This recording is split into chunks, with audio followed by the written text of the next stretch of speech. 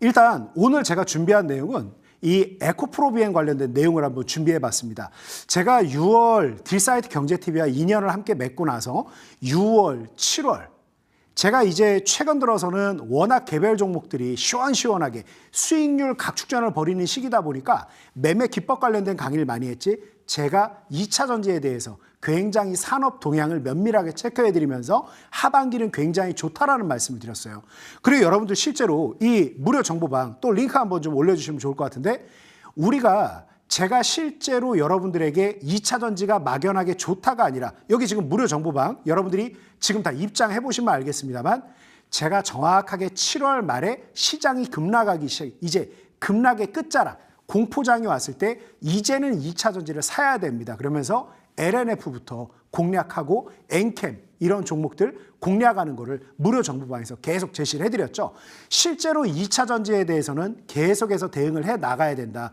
그 종목들, 지금 어떤 종목들 대응할지에 대해서도 이 무료 정보방에서 계속 함께 하도록 하겠습니다. 자, 그렇게 저는 2차 전지에 대해서 긍정적으로 보고 있는데, 이게 뭐냐면, 먼저 이 진행하기에 앞서 우리 시청자 여러분, 다양한 의견이 나올 수 있어야 됩니다. 이 쉽게 얘기해서 에코프로비엠 여기 딱 써 있죠. 목표 주가 12개월이 아니라 6개월이었네요. 6개월 목표가 10만 원이라는 거예요. 2026년 8월 5일. 오늘이 지금 8월 며칠입니까? 14일 금요일이죠.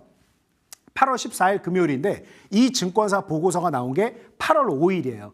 지금 종가가 11만 6,700원에 에코프로비엠이 마감이 됐습니다. 자, 그런데 보다시피 투자 의견은 보유인데 6개월 목표가를 또 하향해서 10만 원이라고 하는 건 결과적으로 뭐죠? 팔라는 셀레포트예요. 그래서 저는 2차 전지에 대해서 굉장히 긍정적으로 보고 있고, 여러분들이 긍정적으로 기대를 해서 매수 타이밍을 노리는 분도 계실 거지만, 이미 어떤 이유로든 2차 전지를 가지고 있는데 이런 보고서가 나오면 솔직히 속은 상하죠. 근데 절대 다양성이 있어야 됩니다. 이 증권사 보고서, 증권사를 발행한 사람을 인간적으로 공격을 하거나 비난을 해서는 절대 안 되겠습니다. 이 논리에 대해서 우리가 한번 천천히 깐깐하게 좀 분석을 해보도록 하겠습니다. 그래서 여기 이렇게 실제 증권사를, 이 증권 보고서를 여기 이제 어느 증권사인지 나오는데, 이거는 제가 그냥 괜히 이 오늘 얘기할 가장 본론이 아니고 좀 어찌 보면은 의미가 없는 부분일 수도 있기 때문에 일부러 제가 지웠습니다. 그래서 이렇게 쭉 내용이 나와 있어요. 이게 절반 정도 되고, 또 그 밑에 이렇게 쭉 이 보고서에 대해서 얘기가 나와 있습니다. 그래서 한 2장짜리 간단하게 나온 8월 5일 날 나온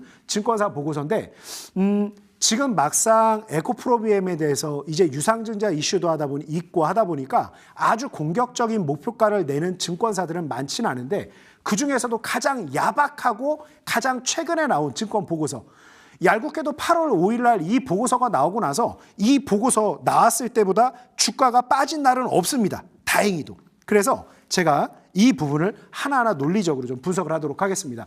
우리 시청자님들 보실 때 이 보고서 제가 또 무료 정보방에도 얼마든지 올려드릴 거니까 한번 직접 보시면 되겠고, 글자가 작아서 좀 잘 안 보이시죠? 그래서 제가 이 내용을 요약을 좀 해봤습니다. 어떻게 요약을 했냐? 이런 식으로 이게 왜 에코프로비엠이 10만 원 정도밖에 받을 수 없는지에 대해서 자료 이런 것도 해놨는데, 제가 잠시 뒤에 이 데이터들도 하나하나 깐깐하게 좀 비교를 해볼게요. 자, 너무 아까 글자가 작으니까 제가 이렇게 좀 조금 글자를 키워봤습니다. 에코프로비엠 12개월이 아니라 6개월. 향후 6개월 동안 올라갈 수 있는 고점이 10만 원이래요. 그러면 지금 11만 6,700원이니까 16,700원 빠진다는 소리 아닙니까? 왜 이런 보고서가 나왔냐? 자, 일단 보면 목표 주가 10만 원으로 하향 조정하겠다. 2026년 2분기 실적이 부진했다. 매출이 전분기 대비해서 4.7% 감소했고, 영업이익은 14% 감소했다. 당연히 매출이 감소하니까 영업이익은 더 크게 빠질 거 아닙니까? 그렇죠? 그리고 당기 순이익은 적자 전환하면서 시장 기대치를 많이 하회했다.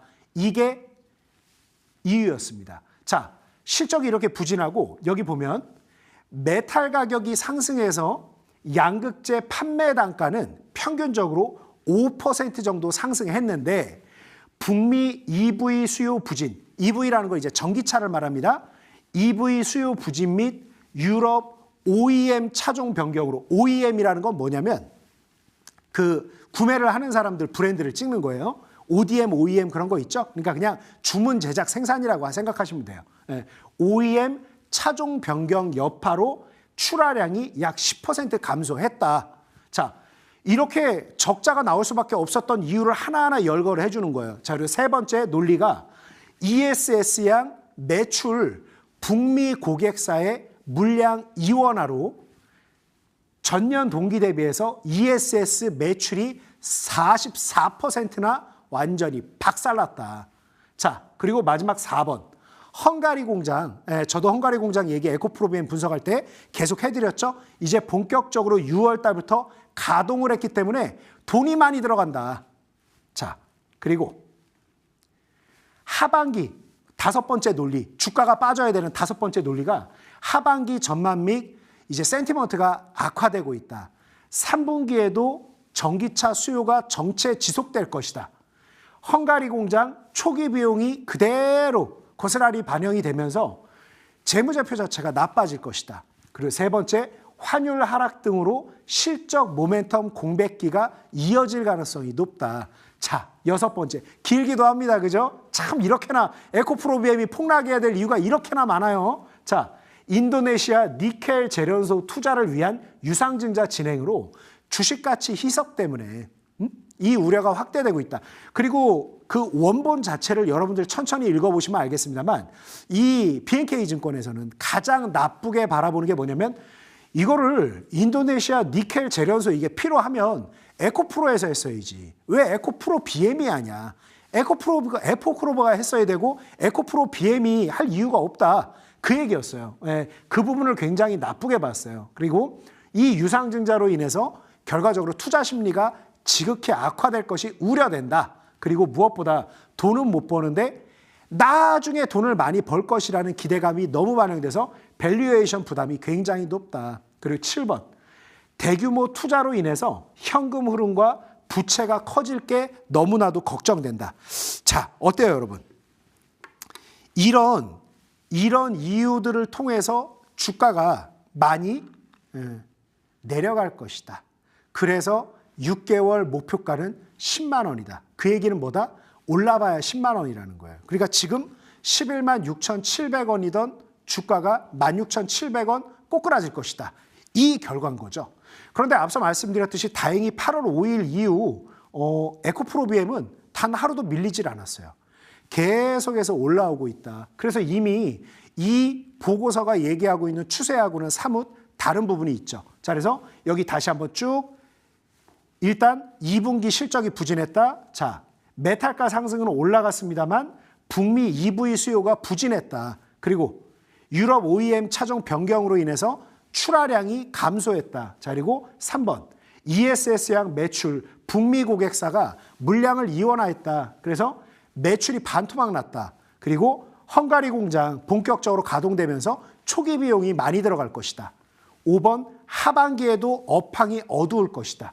6번 인도네시아 니켈 재련소 투자는 너무 무리한 것이었고 에코프로가 했어야 되는데 에코프로비엠에서 문제가 될 것이다. 자, 7번 지금 이런 투자를 통해서 이제 상당히 현금 흐름과 재무적 부채 문제 때문에 여러 어려움에 봉착할 것이다. 이 7가지였습니다. 읽어보면 어때요? 그러니까 감정을 넣을 필요는 없어요.